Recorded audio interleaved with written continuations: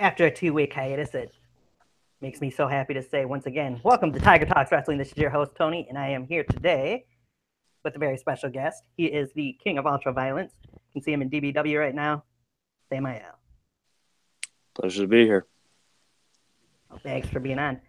Uh, let's jump right into it. The first thing I want to talk about is, of course, many people know you accounted by the name of Gas Chamber since you That, first debuted. And that is very true. Very what, true. what was the reasoning behind that name, that you went by that name? The reasoning was just pick the most offensive, hard hitting, just something that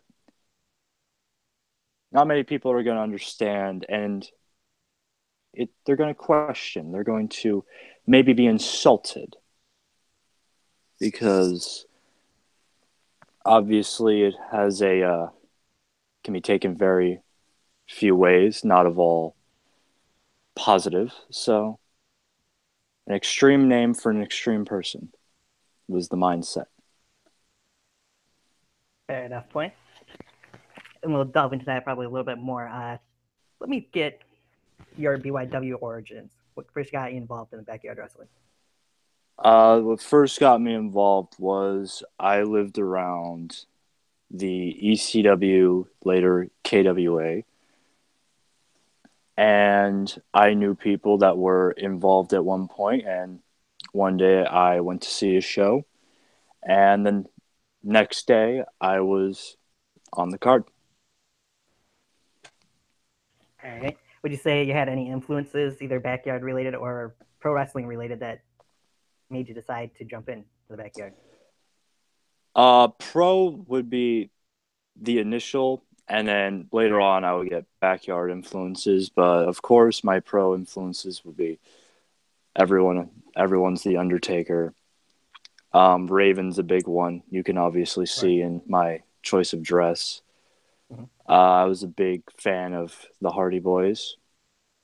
As you can see in my early matches, I used the Twist of Fate. Yes. Uh, who else? Rhino, big one. Tajiri. For the more hardcore side, I'm a very big fan of Masada and Jun Kasai. Yes. I was a fan of the Great Muda, the Great Kabuki, and Tetsuya Naito would be my favorite of the New Japan wrestlers that are currently active, along with the Gotcha. rest of Los Ingobernables de Japón. And then later on, my backyard influences would consist of people like Yankee, Novin, Phoenix, later Casey James, but I lean more towards his more aggressive sides. Yeah, I'd say one other pro wrestler that you kind of remind me of in ways, some of the moves that you do and things you do, would be Mick Foley as well.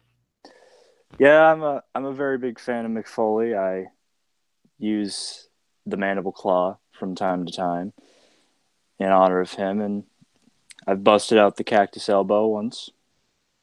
So Yes. I also tend to come up with stupid ideas that land me in trouble and in pain. So I'd say it's an appropriate comparison. All right. Let's delve right into the beginning of your career. The first match we would see you'd be a part of is a triple threat match. That was a Falls Count Anywheres match with MP3 and Jay Rollins. Yes, they we started a very long rivalry that's still going on today, but still based upon mutual respect between me and MP3.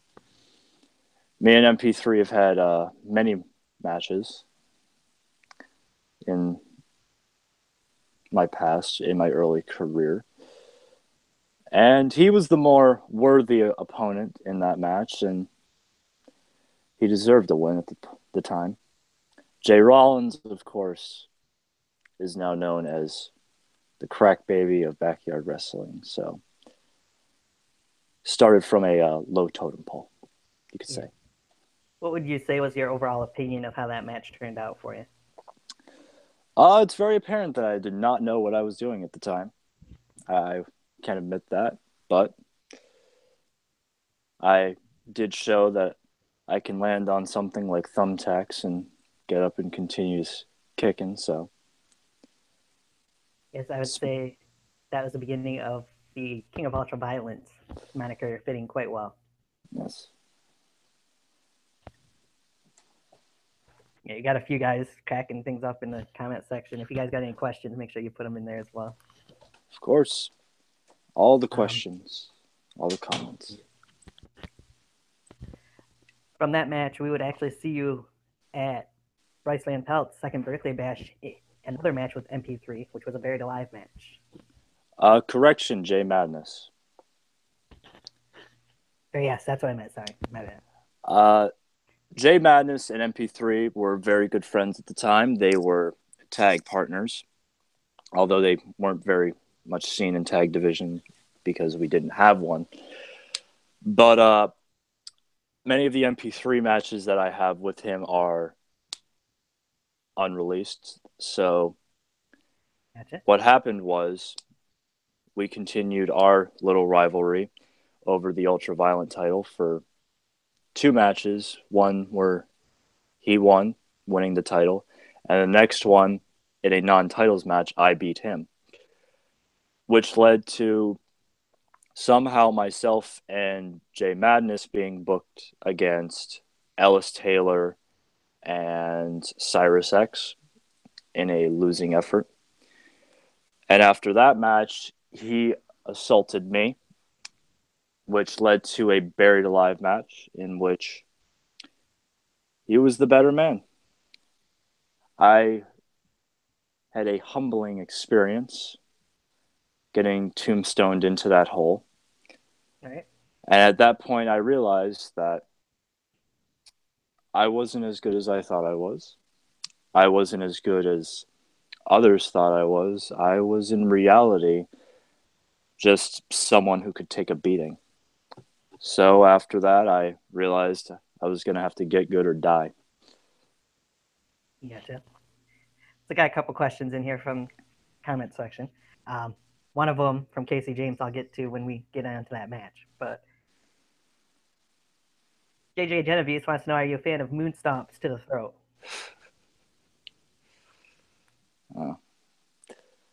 They, it's a very memorable feeling. All right, I'll take that as your answer for that. Dilvan Satan says, what's your opinion on the bag of Satan? Bag of Satan?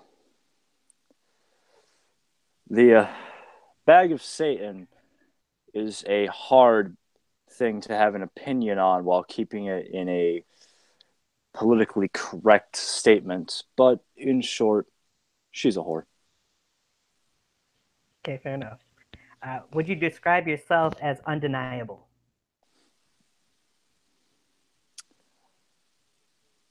I wouldn't necessarily describe myself as undeniable because there have been instances in my track record where I have been denied. However, I will say that denying me is a very painful experience that you will have to earn. Fair enough. Um, after that Buried Alive match, we'll move into the match that Casey James mentioned, a death match that you had with Phoenix. From there, Casey James would like to know how it felt when Phoenix cannonballed light tubes into your chest. Myself and Phoenix had a very special moment that day. And it was the beginning of my dominance in KWA. So it's a landmark victory for me. But going into the match, it was supposed to be a triple threat between myself, Phoenix, and MP3. Okay. However, MP3 decided he did not want to participate in the match, so he relinquished the belt and told us, fight amongst ourselves. So instead of calling forth any sort of major wrestling or technical tactics or strategies. We relied on brutality, savagery, and how hard we could hit someone else with a weapon. And as for the cannonball into light tubes, I would like to ask him how it felt when I rammed it into his skull.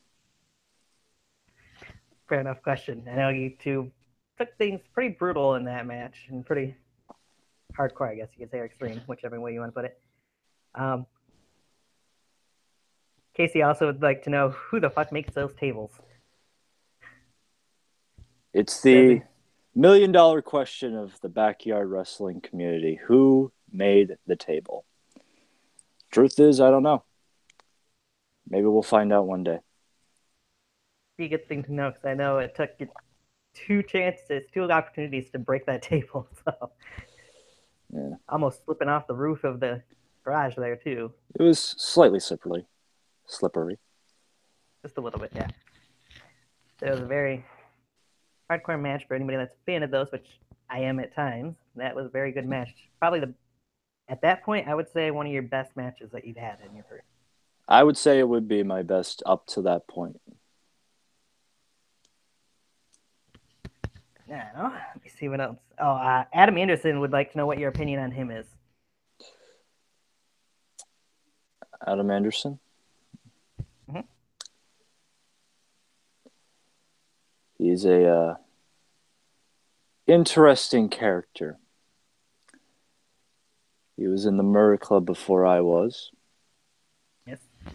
However, I feel like if me and him were ever to have a match, hardcore or not, he would leave in a few pieces. So, but as of right now, he is my brother. So, I guess I'll have to take it easy on him if that ever happens. But if that were to ever change, I don't think he'd be able to hold his own. Okay. From that, Striker, I also would ask, would you describe yourself as Godzilla in Tokyo while in the ring? I would describe Striker in the triple threat with myself and Yankee to have been Tokyo and New York mixed into one,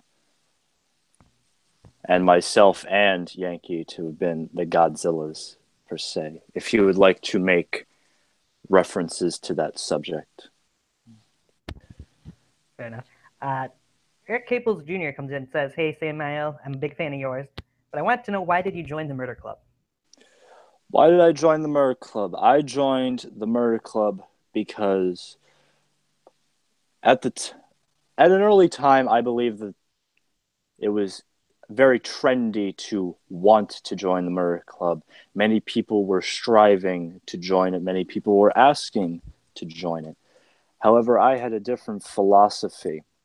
If they are the so-called best of backyard wrestling, then obviously you have to be good enough to be asked to join if you wish to populate their ranks.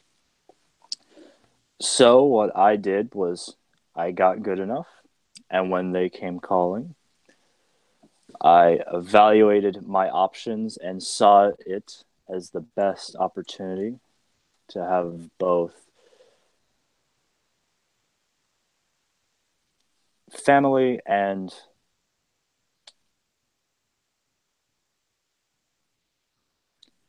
how would you say wrestling support.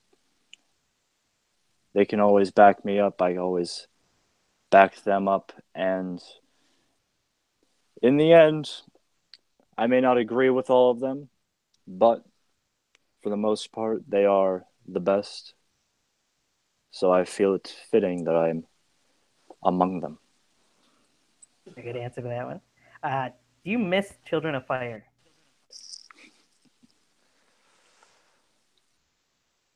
The Children of Fire days were very carefree.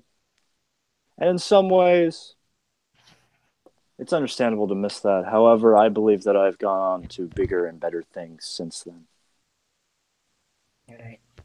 DBW channels in and would like to know if you would face Mr. Judgment with your soul on the line.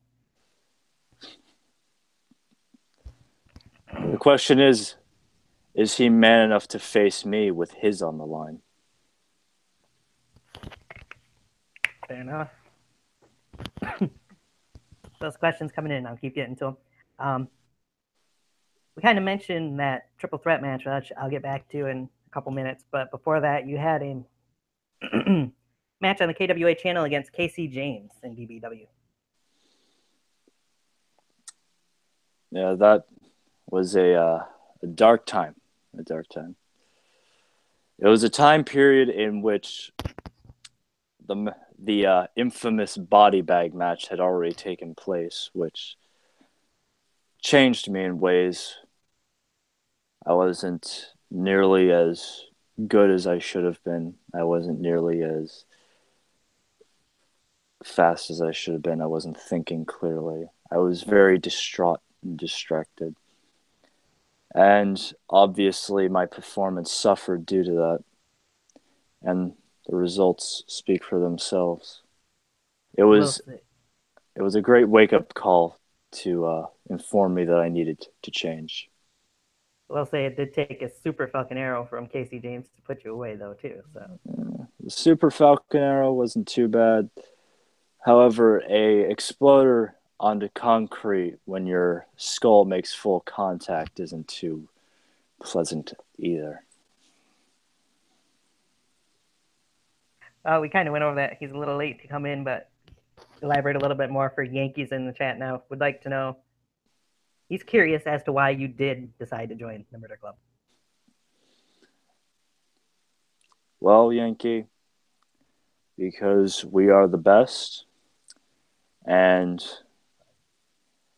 when I'm among people like Yankee, D-Lock, and Rick Rios, TJ Sakara, they're people that may not necessarily have the same like-minded mentality, but it's definitely similar. We definitely stand on the same side, you could say. Fair enough. You touched on it a little bit. Let's go over the body bag match that you had with Novin. What was your opinion on that match that you had with Novin? Oh, did we lose him there for a second, perhaps? Let's see here, guys. There we go. Can you hear me now? Yep, I got you back. The match was very fun. It was a fun time. Leading into it, I had probably, up until recently, what fans like to quote the most when I spoke, Novin, bring it the fuck on, but powerful words when normally people need to be provoked into facing Novin, whereas I poked the bear, so to speak. Yes. And I got what I wanted. He showed up, and many a time I tried to put him in that bag. Many a time did I also nearly succeed in putting him in that bag. However, Ashter made things difficult. But in the end, Ashter also suffered for what he got. And I still bear the scars from going through those light tubes. Yeah. But if anything, I maintained my defiance to the end. Sure. And when I was placed inside that body bag, it was surreal, life-changing. And to this day, I consider that me and Novin had a moment, a beautiful, destructive moment. I think I'd have to agree with that part. Definitely was in my opinion, the best part of Battlefest. So that match was. Thank you. You're welcome. I'm going to go into a couple other companies that you've performed in. Is there anything else from KWA, your time in KWA, that you'd like to discuss before we move on? From my time in KWA, I would like to, for one, state that myself and Cyrus, the king of backyard wrestling, have unfinished business to deal with. Because somehow, during our match, Jay Madness attacked me, and for some ungodly reason, the ref decided that that was grounds to disqualify myself. Yes, I was going to ask you about that. I do not know who the hell allowed that to stand, but obviously myself and Cyrus need to settle the score at some point. And more or less, I've beaten almost everybody that I've come into contact with in terms of KWA members. I've beaten the Hellhound. I've beaten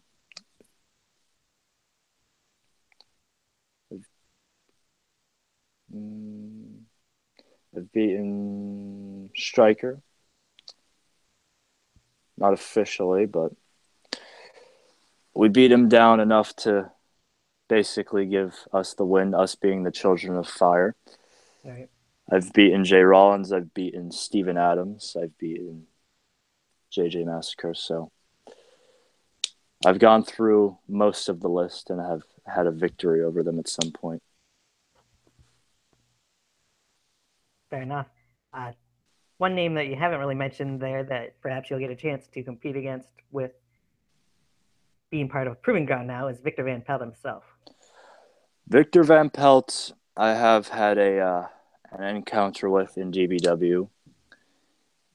It was a very interesting match, to say the least. And in all honesty, I went into it thinking this is a clear-cut victory for myself. However, I was not expecting, out of all things, a burning hammer. And that, of course, was my downfall. Right. That, of course, being one of the most devastating moves in all of wrestling. Yes. But I'd say that if it was not for the burning hammer, I would have kept getting up, and eventually he would never have again. Right. So, in your time in KWA and DBW, you've pretty much wrestled inside a ring. And the next company I'm going to bring up, you actually competed in a fatal four-way match that took place on the ground. So I'll mention it. It was an LCW at their show Retaliation. You went against Jason Atlas, Casey James, and Hellhound in a fatal four-way match. What was that experience like for you? It was a positive experience. LCW is a fastly growing company. It is the best company on the ground, as they claim to be. They do deserve that moniker. And all of the talent in there are from other companies, obviously, but they are very good. Hellhound, a decent competitor and a member of the New Brotherhood. Yes. Jason Atlas, very tough competitor. You can see him on the UWE Proving Grounds. Very, very tough. He also has great taste in music, if I do say so myself. And me and Casey James have always, whether we are friend, foe, we are destined to battle each other forever. And it doesn't seem like that's going to change. And even though I did not pick up the win, I'd say it was a very good experience going to the company. I hope to go there in the future. Fair enough. Yankee points out for that they are the only one on the ground in the East, if I'm correct. The only ones on the ground in the East that actually have relevance to the rest of the Backyard Wrestling Alliance, if you can call it that. Right. So I skipped over it a little bit. We mentioned it briefly. That triple threat match that you had with Yankee and Striker in DBW, the Falls Count Anywheres match. What was your overall take on that match? The time leading up to that match was when I was asked if I would like to be in the Murder Club. And after pondering it, I decided yes, I would like to be a part of this great group. Mhm. Yankee looked at me because by then the match had already been set in place. And he said to me, "Show me that you deserve to be in this." So we went in there still with the mentality of enemies and obviously left as great allies. And I would say that all in all, the match has given me many highlights. The Canadian on Yankee, uh, denting a chair into Striker's forehead with a double stomp, nearly killing one of the fans several times throughout the match. Yeah, I wanted to mention what was it like to actually hit that Canadian destroyer on Yankee? Normally, I'm a fan of more practical moves, not trying to go for flash and use moves that get a big pop every match. However, it just seemed the appropriate time to hit a big move, and I'll admit when his head collided with the ground, it was a very, very electrifying feeling. Yes, I'd imagine it was. Um, one other spot I want to mention in that match was we actually seen Yankee do a suicide dive between the ropes that took not only you and your opponent out of the match, but took out two fans in the meantime as well. Yankee's a big man. He has a lot of momentum and does not stop easily. Oh, yes, I can believe that. There was definitely some highlights in that match. Those were two of them, in my opinion, though.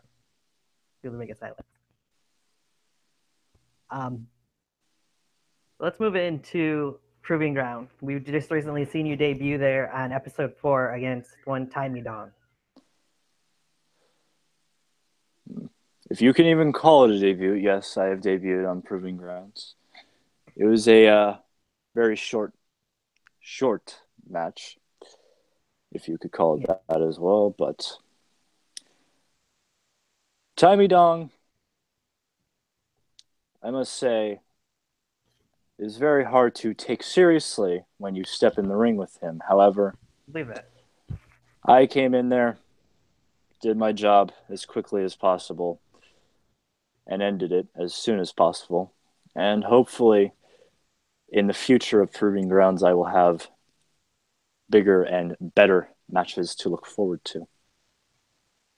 Well, based off of that, I want to talk a little bit more about Proving Ground, but Yankee asked, where do you see yourself in Proving Ground in the next season?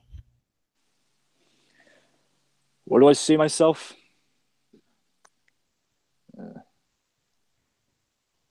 I see myself finding someone and just systematically taking them apart and then moving on to the next person, systematically taking them apart until I find someone who actually can give me a worthy challenge. And if a belt so happens to come my way in the process, then so be it. Now, for Proving Ground, they have quite a decent roster that they keep adding to it. Is there anyone in specific that you think you've got your eyes set on? Uh, Even though he is a member of the Murrah Club, it is long overdue that the two most hardcore members of the Murrah Club, being myself and Evan Blake, collided at some point. So you can be sure to look forward to that at some point. Yeah, I think that would be a very good battle between the two of you. I know he's also a new member of the Proving Ground roster with a couple other guys from NLBW. So I could see big things in the future for not only you, but for that entire roster, in my opinion. Proving Ground. Doing good things there. They do have a lot of talent in there. Yes, they do. So LCW is in the chat and would like to know, do you see yourself bringing more ultra violence to LCW? I bring ultra violence to wherever I go. That's why I'm the king. Fair enough point. So another match we want to touch on is you found yourself in another Fatal 4-Way match. This time it was an elimination match at NGW's The Biggest Dick against Hellhound, Striker, and Shadow Grim. Yes. That was interesting. It was held at the KWA Arena. So we were fighting on home turf, but it was a good match overall. I took out Striker. Yep. Shadow Grim took out the Hellhound, and then we had our little moment for the ending of the match where he did pin me. But I would like to say that I would like a one-on-one rematch with Shadow Grim so that we could fully settle this score. As I say, you two put on quite a performance with being the last two on there, but it definitely left something to want to see more of, in my opinion. I want to have more. So, Shadow, if you're watching, let's do it. Even if he did not. Spoiler here, Shadow Grim is supposed to be on the show here at some point eventually. So I'll make sure to pass it along. Well, Navon, book it. There you go. We'll talk to Navon McDonald as well. He can get it booked. If not, Novin, I'm sure could. All right, I'll get into Casey's question here. Is it true that you're called sexual milk?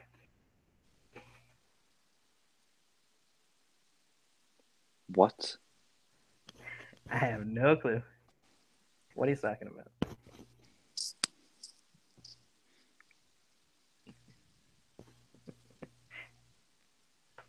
But moving on from that, it was an interesting Fatal 4-Way match, as mentioned. There were times when you would do your promos or interviews on KWAs that you would mention the Great Dragon. What was that all about? Never really got closure on that. The reason why you never got closure to that can be the credit to that can be given to Novin in the body bag match because the Great Dragon was an idea, a concept. It was something that came to me when I was young, and it was a driving force. It was like a voice in my mind, but something so much more. Almost like a driving master to get me through life. And up until that point, it dictated most of what I did in life. And the reason why it was so difficult to mount an offense against Casey James in our takeover match of DBW on the KWA channel is due to the voice stopped in that body bag. And at first, I was a very lost soul trying to find my way, but soon I realized my chains have been lifted, but the voice is being silenced. Now I'm my own person. I can think for myself. I do what I want. It's missing to have the security of the safety net that was the Great Dragon, the concept. And I will always thank that voice for being there for me. However, from now on, I'm in control. Now, would you say that was part of the reason for the name change from Gas Chamber into Samael? Very much so. It was a rebirth. I had to stop relying on something that I had created or something which had found me. I can't quite explain it myself, but I had to rely on myself, and so I must be reborn into a new being that could rely on itself. A new monster that is Samael. All right. Most recently, we've been seeing you in DBW. I have heard, we have seen as they announced the match card, that at their Merry Mayhem event that will be airing here in a couple weeks, you do have quite a big match going into the show against one RJ Carnage. Yes, I do.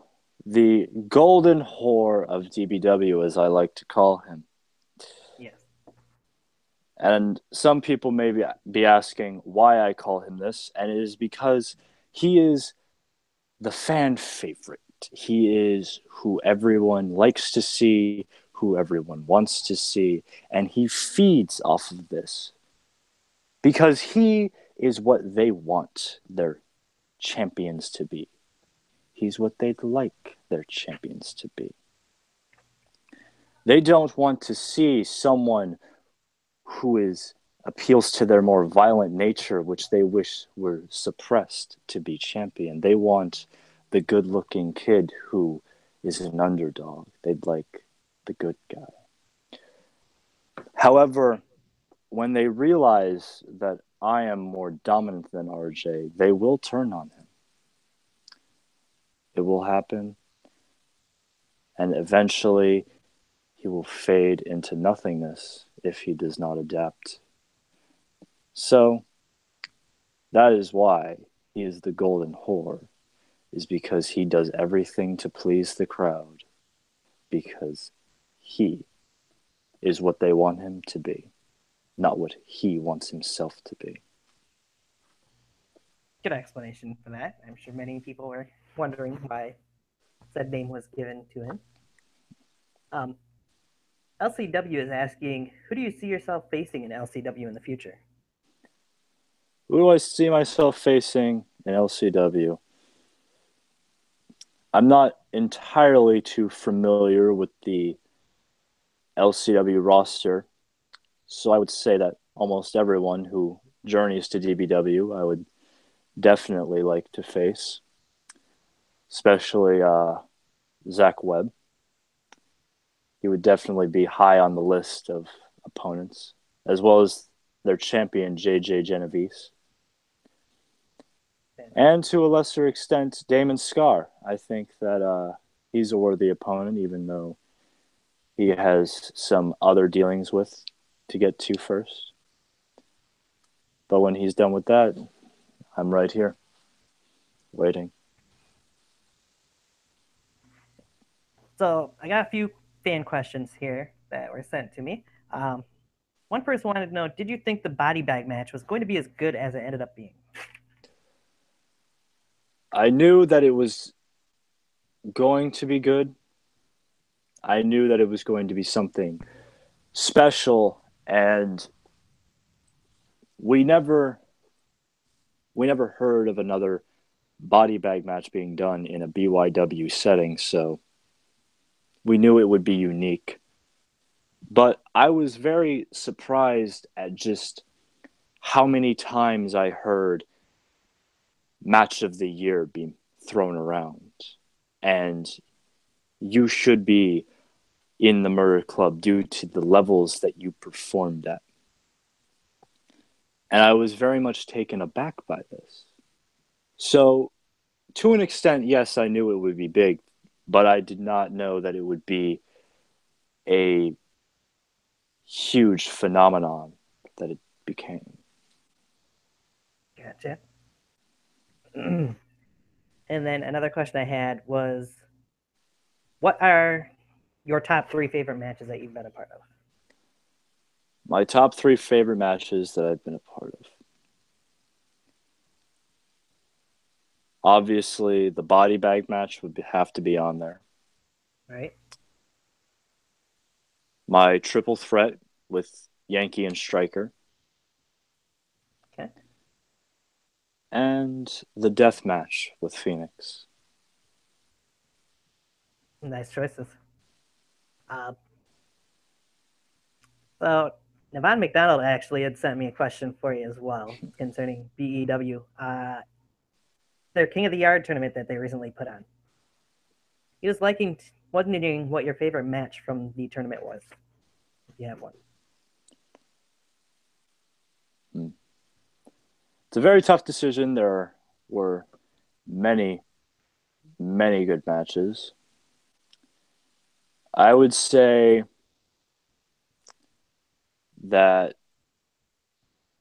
even though it was not part of the tournament, I very much enjoyed his match with uh, the Dark Side, also known as Ghetto Mothra. I very much enjoyed the matches of Ellis Taylor. I would love to face him one-on-one in the ring one day. However, I believe that probably the strongest match in the card would have been Cameron Jackson versus Yankee. Nice pick. He would also, Navan would also like to know what your opinion was of Cameron Jackson winning the tournament. Cameron is by far the best talker in backyard wrestling and one of the best, possibly the best wrestler in backyard wrestling. And honestly, if KWA did not die, I would definitely be coming for his KWA Heavyweight Championship. So, even though that's not in the picture, I definitely want my match, Cameron. And the last question Navan had about that was your thoughts on his match that he had with the Dark Side, that bonus match. It was a very pleasant surprise. It was brutal. It was emotional and shocking. Everyone did not expect it to happen, so it was something special. It's something that he can definitely look back upon and be proud of, I'd say. Yeah, it was something that some people weren't too thrilled with that match happening during the King of the Yard uh, recordings, from what I've heard, but they did put on a very extreme match, put it that way. Um, Another fan had asked, was there any match that you've been in that you've had that you regretted doing?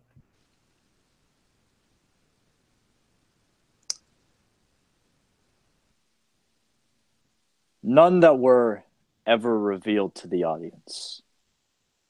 We'll just leave it at that. Okay.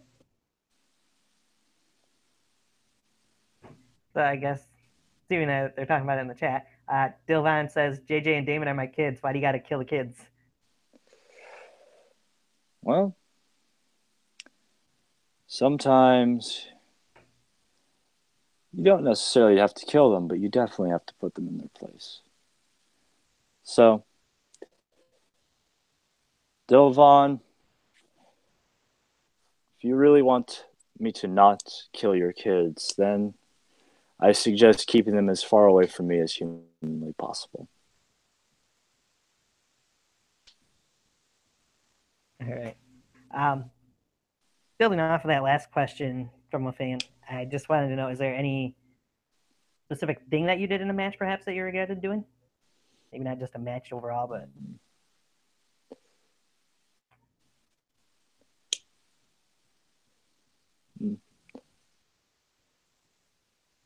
If there is any regret from what I did in a match, it would be not beating up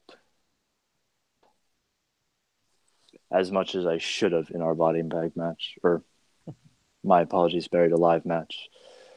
But other than that, it's been a very successful time okay. and few regrets. Well, that's a good thing. Um, the Yankee wanted to know, I think this is a really good question. If you had the opportunity to retire someone in backyard wrestling, who would it be, how, and why? That's a very, very good question. And of course, the two people in mind, them being Casey James and MP3. For Casey James, I would say best in the yard because no better place to do it.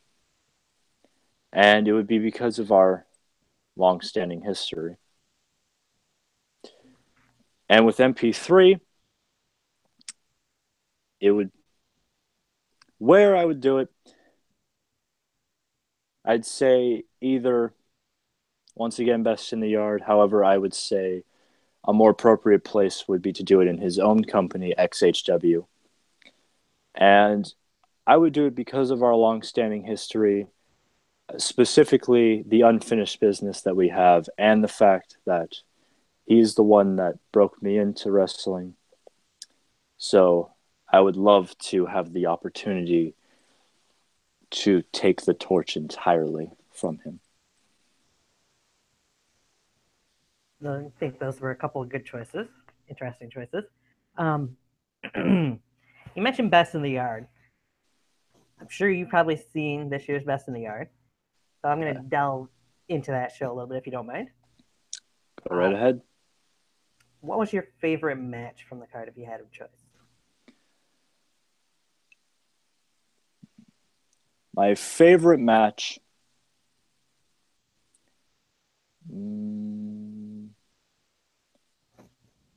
Probably be Cage and Cameron. Okay.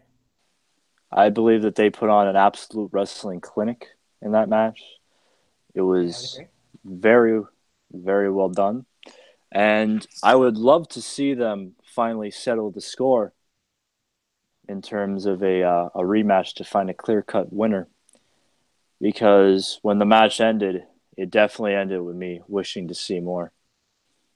Yeah, so I think many people felt that way at the end of that match. I'll get more into Best in the Yard. Casey James says, "Joke's on you. I'm going to wrestle until I'm 250 and then die." He's a stubborn son of a bitch. I don't doubt it. Right. Would you say there's any match that perhaps you weren't a fan of or didn't like for Best in the Yard this year? I'd say I was, in general, a fan of all of them. There was no match that really I thought was bad or wouldn't go back and watch again. In terms of what the weakest match would have been, I'd say just because it was probably the least memorable would be the Rumble. Gotcha. Besides that, everyone did a phenomenal job. So, since you're known for the hardcore matches quite often, or the ultra-violent matches, what was your opinion on Jamal Payne and Evan Blake's 15-minute no-holds-barred, pretty much, Iron Man match? My opinion was I think that they should have gone a full 30 minutes just to really, because those two are two very good competitors. Obviously, I would love to see more from Evan Blake. I'm a very big fan of his, along with us being in Murray Club together. And Jamal Payne as well. He is very good. And the match that they put on was very well done. Great performance out of both of them, and I would love to have seen more. Yeah, I know. I'm still hoping that we'll get the chance to see those two step in the ring against each other again at some point.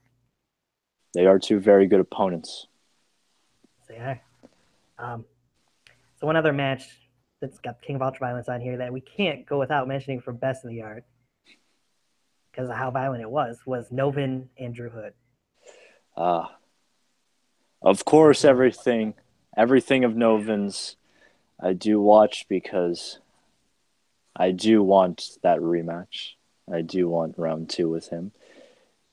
Novin is probably one of my favorite opponents of all time, so it's great to watch him work. And Drew Hood is an absolute legend in the community. And I wish that, he would just come out of retirement so that me and him could have a match. Maybe one day I'll just, stumble into the retirement home and drag his ass out because he's a phenomenal, phenomenal wrestler. And the match that they put on was one of the top matches of the card. And that's not easy to do when a card is that stacked. So the build up, absolutely great. And the final product was very, very good. It was very good to watch. Yes, especially for the fact that they didn't know they were going to have that match until very late into the build up towards Best in the Yard. So And I'd say they did. they definitely built it. Yes, they did, and tore the house down in the match as well. So, um, the other hardcore match they had on Best in the Yard that we can't forget to mention was the Three Stages of Hell match between Big Time Mike and Rick Rios.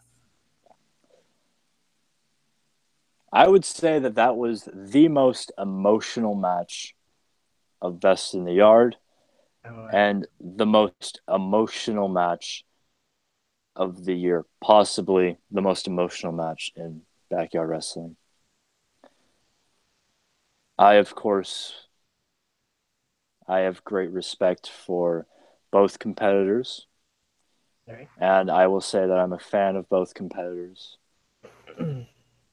And even though Rick Rios was the one mainly representing Murder Club, which means obviously I do lean towards him, it was very saddening to see that Big Time Mike was retiring.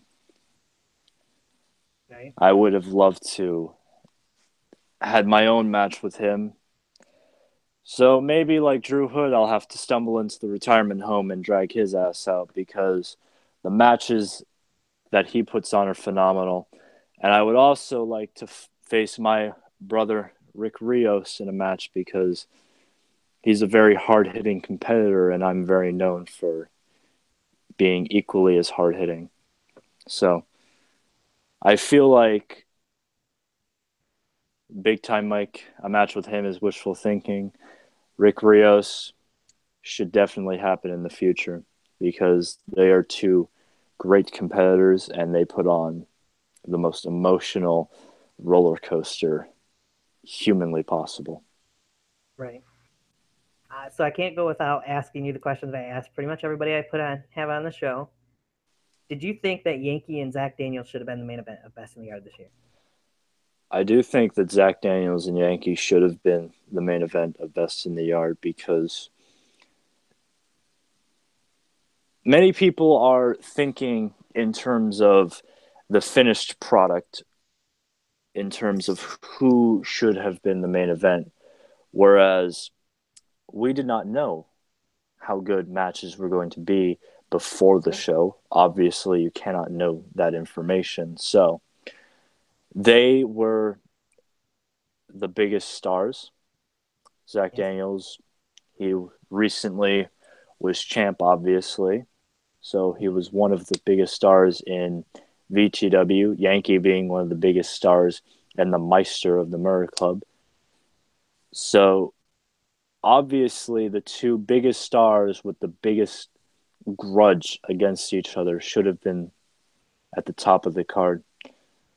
And realistically, I think that the only other two matches that could have taken the top of the card were Rick Rios and Big Time Mike or Cajun Cameron. So it's my personal opinion that Yankee and Zach Daniels, being the match that it was and being the rivalry that it was the perfect fit for the main event. Now, speaking of the rivalry that it was, we did see it kind of culminate in the pre-show. What was your opinions of what Yankee did during the pre-show? I was a fan of Yankee before, but after that moment, my jaw dropped and I realized that this man is the most savage person that has ever graced the ring in terms of backyard wrestling. And I must say, it elevated him to one of the top spots in terms of who I watch in backyard wrestling. All right. So we've seen you kind of cross over a couple times here into other companies. is there going to be a time that we'll see Samael in BTW or at Best in the Yard? I definitely would like to. If they would allow me to come into their ring, I would definitely go down to VTW, and there's no way in hell that I wouldn't like to go to Best in the Yard. So if they allow me, I'll be there. So off of that question leads me into a couple more. Are there any, let's go, three particular guys on the VTW roster that you would like to step in the ring with? Three men on the VTW roster that I'd like to step in the ring with. Uh, Cameron Jackson would probably be the top spot. Okay. Following him would be Zach Daniels. And for the sake of shutting his mouth up, I would love to absolutely demolish Casey Chambers in a match. Ooh. That could be quite interesting. Um, Somebody needs to, let's be honest. Eventually, he'll learn to keep his mouth shut.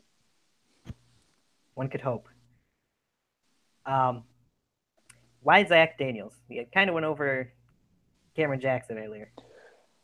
I would love to face Zach Daniels because obviously there's unfinished business between him and Murray Club. However, it's more personal reasons of I see that he, even though it's a out of arrogance, him claiming to be the most successful man in backyard wrestling, there isn't without reason. There's purpose behind him calling himself that. And he has definitely, to an extent, earned that title. Through skill, through his ability. And I see if I'm going to be in VTW, why not come in and face one of their top guys in both skill and in terms of being a star? I think that it would have a great impact to come in and face him. All right. One opportunity that perhaps would come up if given the chance to go to VTW. We did see this last year. They did a 30-man Rumble match for Reunion Rumble. Would that be something that you would think about entering yourself if you had the opportunity to? There is a possibility that I will be in that Rumble match. There is the potential. All right. Let's say you do get the chance to go to Best in the Yard next year. If you had the choice, who would you pick for one person you would prefer to face from any other company?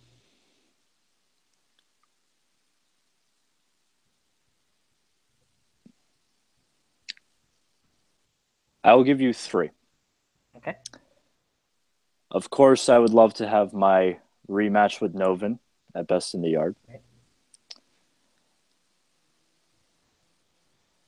The Dark Side is on the bucket list of people that I would like to face in backyard wrestling. So, out of all people that I've never faced before, he would definitely be top of the list.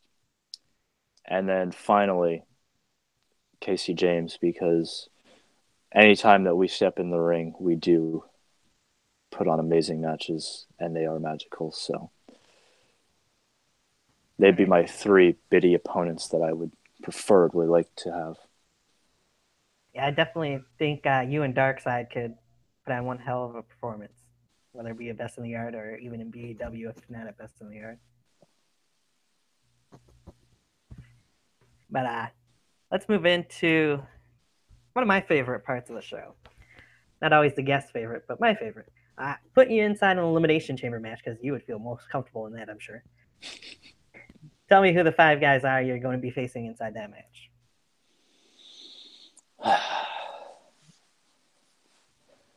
An elimination chamber match. I would say the Dark Side, Novin, Yankee, Casey James,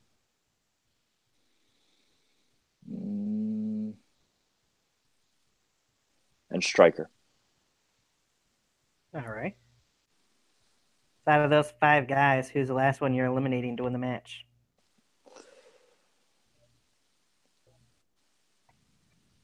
For sake of history, I'd say Casey James.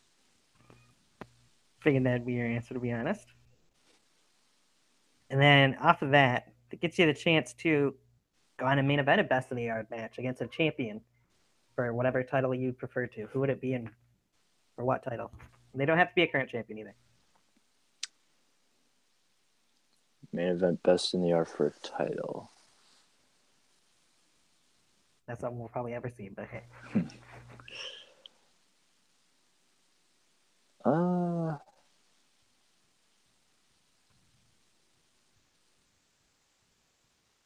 I would have to say if it was main eventing Best in the Yard for a title, I would go with Zach Daniels for the VTW championship. I know he Nice. just recently lost it, but Yes, he did. out of the What's your more current champions, I would say him. okay? What's your opinion on Kevin Shaw? Since you kind of mentioned it there. Kevin Shaw, I think, is a very good wrestler. He does have talent. However, obviously, I think that his idea of keeping it PG is very foolish. I am, of course, not a very PG individual. Right? Wow. That's all I'm going to say about the comments they're putting in the comment section right now as well. I believe it. So I'd be remiss if I don't mention the fact that honestly, you weren't one of the people I was thinking of most recently to be on the show until not that long ago. You posted something on Twitter. You posted a poll asking how many people wanted to see you on here. What brought that about, to be honest? I feel like I am a very overlooked person by those who have not necessarily been there to witness what I can do. I find that many of people either don't want to admit that they are fans of me because they don't want to admit that there is a dark, violent side to them where they enjoy watching what I do to people. And I find that a lot of wrestlers do not gain respect for me or notice until they have faced me. Fair enough. So I decided, let's find out what people really think. And it got a very positive review. So it did. I believe there was, I can't say the number of votes there were on there because I don't recall exactly if it was 12 or how many it was. But only one that said no, not to be on the show. So That there was one or two. That would be it. and I'll give you this. You were the first person, the only person so far that has done anything like that on Twitter. So otherwise, people are always asking to be on the show either through YouTube or just DMing me. So I do prefer to earn the chance for someone to ask me to be a part of something rather than just go to them and ask to be a part of it.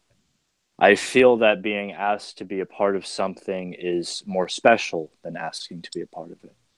You've earned it more. agreed. I don't mind when people do ask to be on the show because more often than not, I'll tell them yes. Not always, but more often than not. Depends on the person. Because as they're mentioning Casey Chambers in there, he's definitely one person that I don't foresee being on here anytime soon. I don't blame you. Yeah. Not that he's asked, but since they're mentioning him in the chat room off of you saying his name. But yeah, I give you kudos on that. It's not. It was out of left field, and I wasn't expecting to see anything like that, to be honest with you, on Twitter. So I was hoping you wouldn't be expecting it. no, Yankee. Don't get me all wrong here. I'm fine with violence.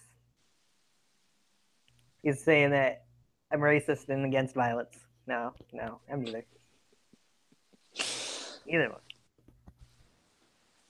Because if you want to talk about violence, I've seen a lot of Mick Foley's matches, for instance, that he's had that even outside of WWE that are pretty violent. So I'm a fan of. So, as we're wrapping up here, that is true, Yankee. Casey Chambers pretty much is a no one. And I still don't know why the change has him as part of it. Get your questions out there in the comment section because I've only got a couple left here. And we'll go on for a few minutes still here otherwise. What does the future look like for Samael? The future, it looks to me like it will probably involve the World Extreme Championship in DBW. You can expect me to be seen in BEW in the future. VTW is up in the air at the moment. I would definitely love to return to LCW and XHW. I would like to debut in that company as well with my old friend MP3. So I'd say in the future, more violence, more showing you what I can do without weapons. Many people like to overlook my technical side, but it's there. True. So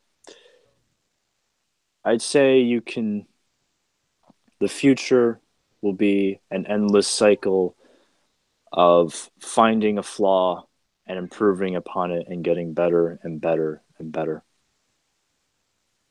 So I want to go back to you mentioned BEW that you'd be showing up in. I'll touch on King of the Yard again for a moment here in a minute, but first, besides Shadow Grim, who would you like to face on that roster? Shadow Grim, obviously, the dark side has been mentioned multiple times. Yep. Other members would be Johnny Reed. I'd like to have a match with him.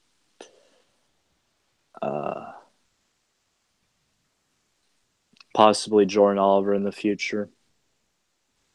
I know he is a difficult person to deal with, but I'm up to the challenge.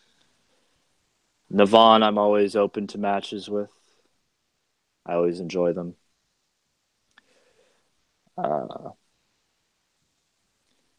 Lowell, I wouldn't mind having a match with him as well. I'm generally open to wrestling just about anyone.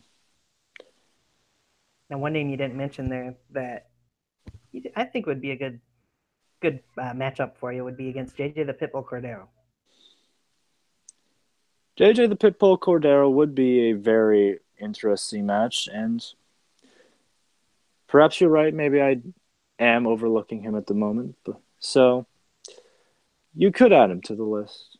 He is a very talented individual for his stature. So yeah. Okay. I could see a good match coming out of that. Yankee, the answer is no chance in hell.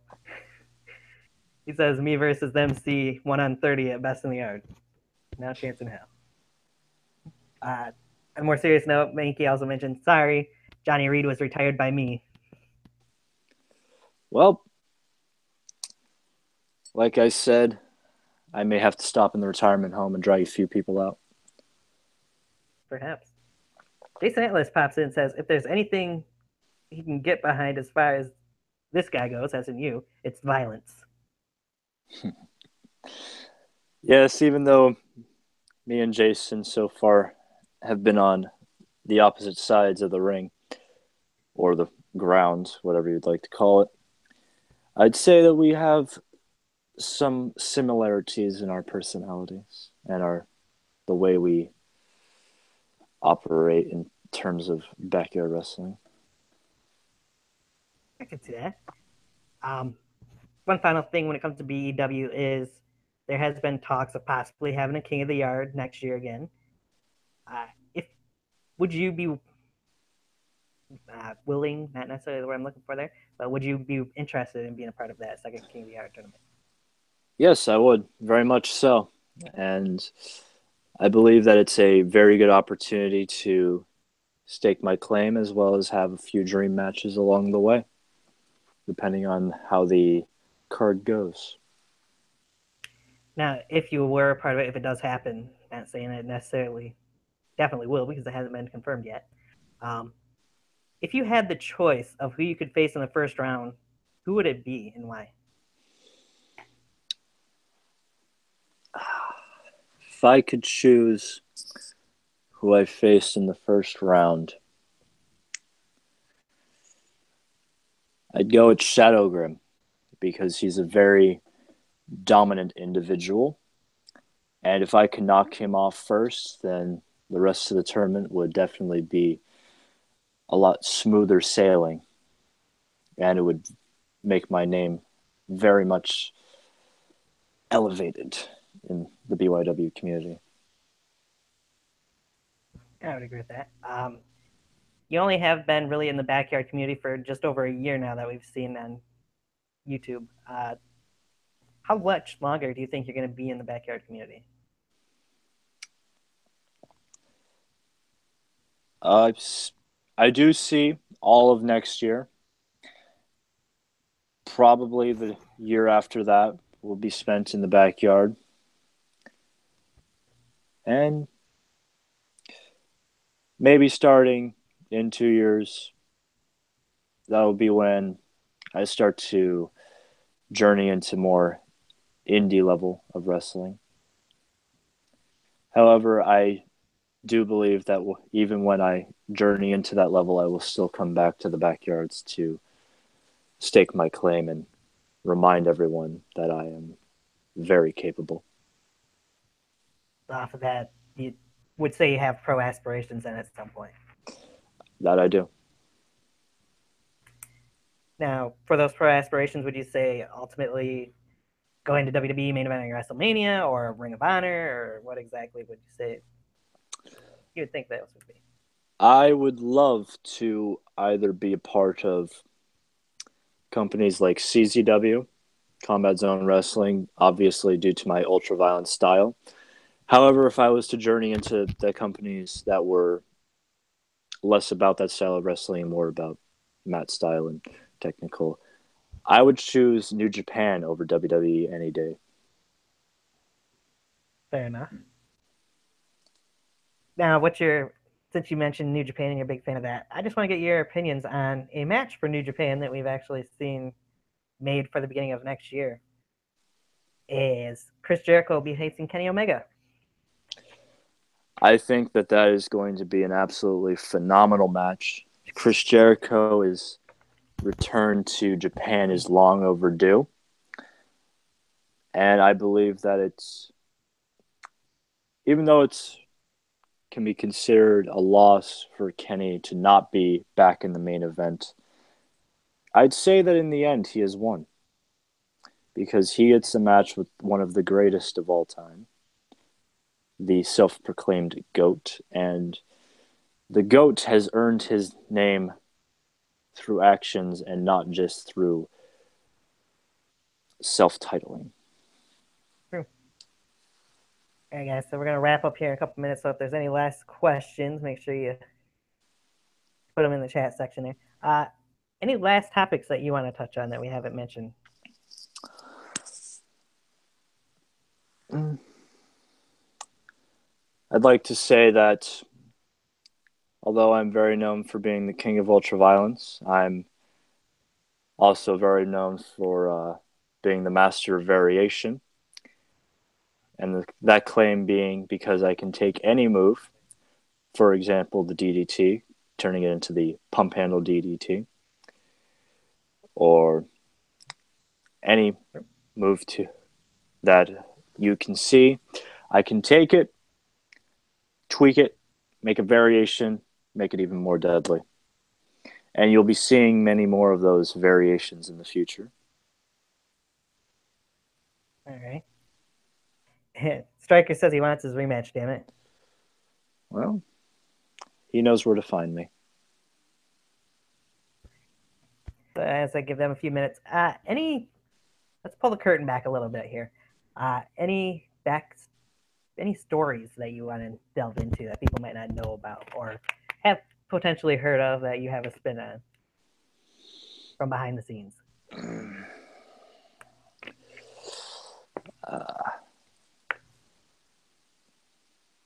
Some stories that I have would from behind the scenes be all the times that you can see impromptu matches spark between Yankee and Navon. That would be one of the biggest and most memorable stories. Because you can go from times where everyone's sitting around peacefully in their little sections of the backstage area, and then you look over and you see Navon being backdropped onto a cooler.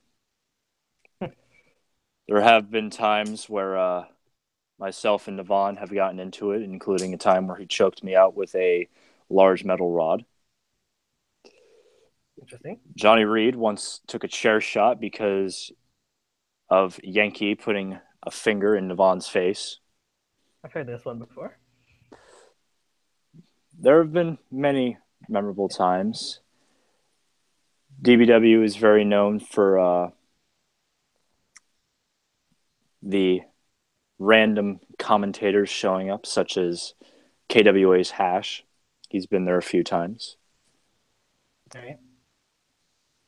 And there have been many weird instances of him and his many bag faces behind the scenes, along with many impromptu matches between myself and Stryker behind the scenes, whether involved in being behind the scenes of a wrestling show or just in everyday life, because we do live in a similar area. So we tend to get into it a lot when we see each other. Okay. There have been many times where he has been stuck in a Kimura, and then there's been many of the times where he has basically just pinned me to the ground. So I'd say that our matches tend to be very good out of the fact that we know each other very well. That's usually how most of the best matches come off, is from a couple of guys that know each other very well. So not too surprising. Are there any other dream matches or dream opponents that you have that you haven't mentioned?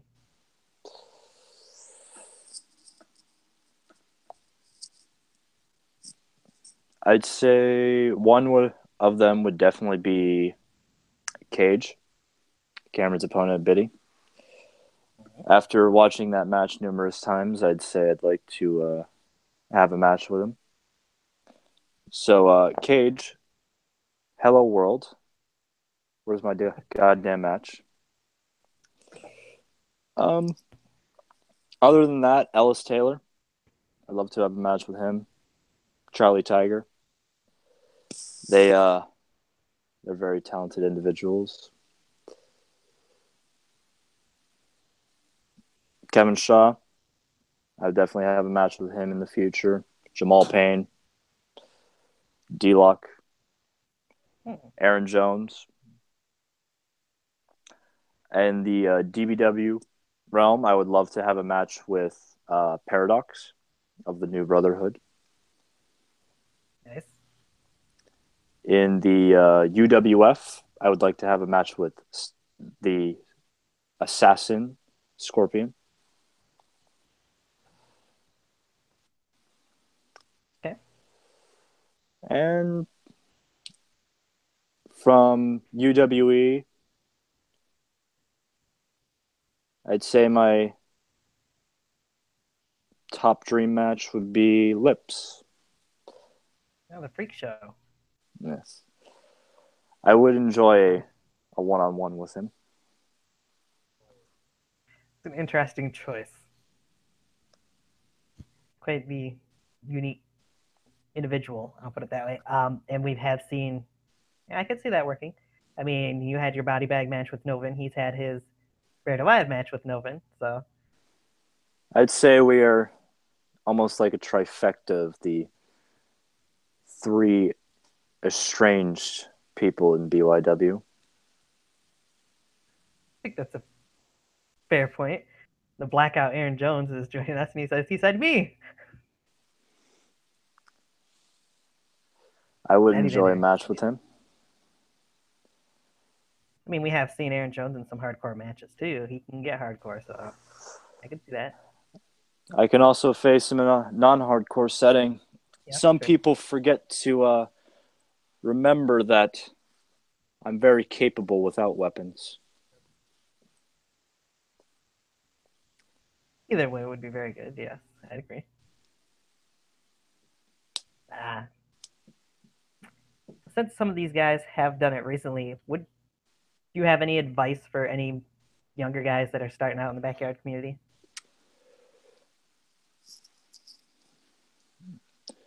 My advice is figure out your strength, hone it, and then take it against the most relevant person that you can find and give them the best thrashing that you can, win or lose. You'll get your name out there. Good point and good advice. Because as we know, to be honest, I'd say your name wasn't quite as well known until you had the match with Novin. So in the community. I would agree. Wholeheartedly, I would very much agree with that. Since then, been some pretty impressive matches that we've seen through DBW and mostly that, more so than KWA. Obviously, we haven't seen much of that. What's your opinions on KWA uh, closing down pretty much as of right now? I'd say that KWA, the death of KWA was somewhat of a sad time at first. However, seeing as there is always some place else to go, in retrospect, it doesn't have as much of impact as we thought it would when it first happened. So I'd say, even though it was our home company, we'll do just fine.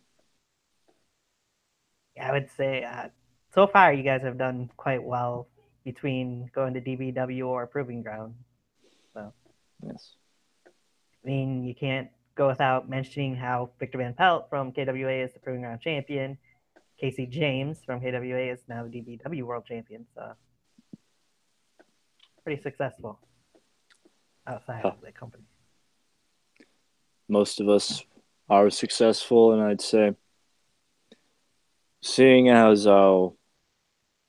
towards the end of KWA, most of the lesser competitors fizzled out, I'd say that everyone who is going around now is essentially the best of what KWA had to offer. I'd say that's probably a fair point and fair opinion on that. Is there anybody from KWA that we haven't really seen since the company came to a close that you think we will see or should see in another company? I think we'll see some of the odder characters like Confederate Man and Happy, of course, but I'd say the person that's going to make the biggest comeback in the coming season, if he does get off his ass and actually go do something, would be Dilvon Satan. Fair enough. I know he did mention recently on Twitter, I believe it was, that he is going to be going to LCW from what it looks like, if I remember correctly. So Maybe he can make a big name for himself out there. that could be. We'll wait and see. All right. So, gave the final notice. No other questions. Casey James mentions KWA was just an unglorified development. So, all right. Any last words that you have for any potential future opponents? As we know, you've got RJ Carnage obviously coming up here soon. Anybody besides, including him, besides him, or anybody else watching for him?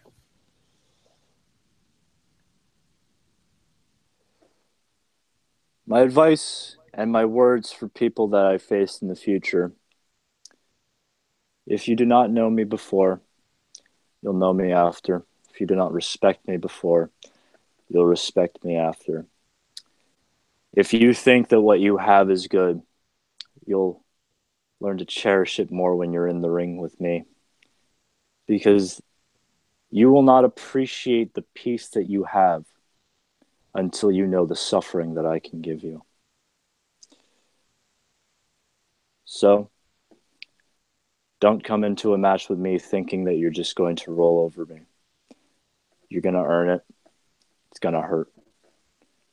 I don't necessarily care whether I win or lose. As long as I feel like that person is going to be scarred mentally and physically to the point where they will always remember that they faced me, that's the satisfaction that I look for. And if success follows me along the way, and I've earned it, that's all that I could ever ask for. Fair enough. Hopefully, any future opponents that see this heed that warning, because they'll need to. I'm sure of it. Again, kudos on the way you got onto the show in the first place. Mention that again as we get ready to head off. I appreciate you coming on here. I appreciate having me. Not a problem. So, guys, the next time Tiger Talks Wrestling will be back on, won't be in 2 weeks. It'll actually be in 2 days. I'll be back here with the UWE's president, co-founder, whatever you want to call him, head cheese. Oh, the Self Supremacy Everett Creed will be on here on Tuesday night at 6 p.m. So make sure if you guys got a chance, tune in for that. Otherwise, for Samael, I am Tony. This has been Tiger Talks Wrestling. We'll catch you next time. Thanks for tuning in.